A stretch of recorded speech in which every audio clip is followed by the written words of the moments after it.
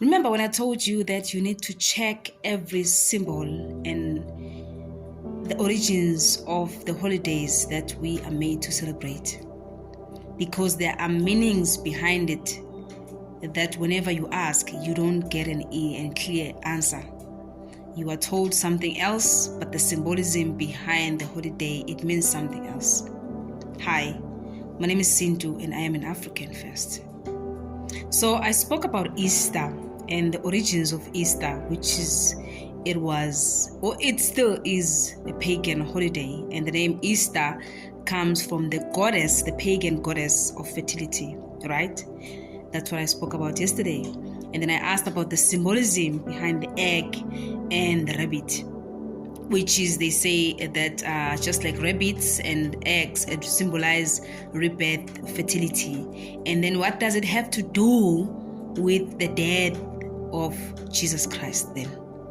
And why is it named after a goddess of fertility? Why isn't it named after Jesus himself? Remember? Okay. So New Year's Eve, right? The first recorded celebration of New Year's Eve took place in an ancient Babylon around 2000 BC. The ancient Babylonians celebrated the New Year with a festival called Akitu, which was held in honor of a god, Marduk. Okay. So it's not the beginning of the year. They are just honoring this god called Marduk. Okay, let's check who is Marduk. Okay, they say originally this god, he seems to have been a god of thunderstorm. Okay, so it is not a coincidence that on New Year's Eve we have these fireworks, because the god that is being celebrated here, it was a god of thunderstorm. So we have to have something that represent or symbolizes thunderstorm, since Marduk was a god of thunderstorm.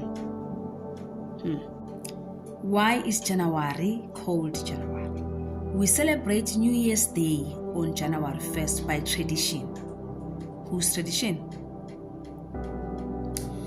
Our modern New Year's Day celebration stems from the ancient two-faced Roman god Janus or Janus, after whom the month of January is named. So they can name things after gods, but you cannot worship any other god. But the Bible says, thou shalt not worship any other god except for me, for I am God. But they can name their months after their own gods, and you are not allowed to know or to celebrate your own gods. Okay, Christmas. So you are trying to tell me that this is just a coincidence. This is just a coincidence. It's just a coincidence that our ancestors were being unalive like this, and it's just a coincidence that they happen to decorate the Christmas tree like this. Check the origins of these holidays and the symbolism and the time behind it, because it means something to them. And you don't understand, and you actively participate in things that got nothing to do with you. Rituals are being done here, and guess who is the sacrifice? It's another coincidence that we have something called Black Friday, and in history there is something that is Black Friday. It was from slavery actually.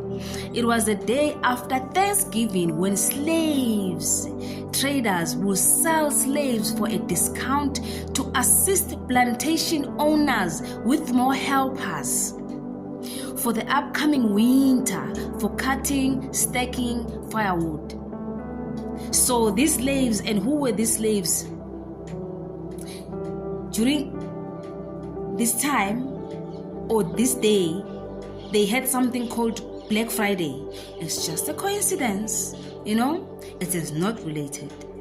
Wow. Remember yesterday we spoke about when they celebrate Easter, which is they celebrated in the beginning of spring in Europe. Here in Africa, it's winter is coming.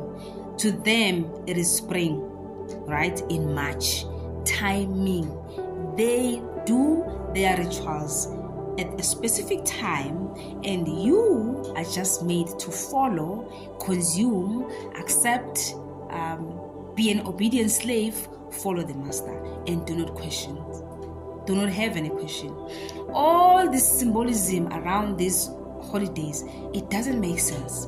But to them, they know what they're doing. You are the one who doesn't want to follow your own ways. You don't want to follow the ways of your ancestors, but you can bow to some gods of thunderstorm. You can celebrate a goddess of fertility. You celebrate Black Friday, New Year's Eve, Christmas. You have to wake up. It's now or never. Wake up and go back to the ways of your ancestors.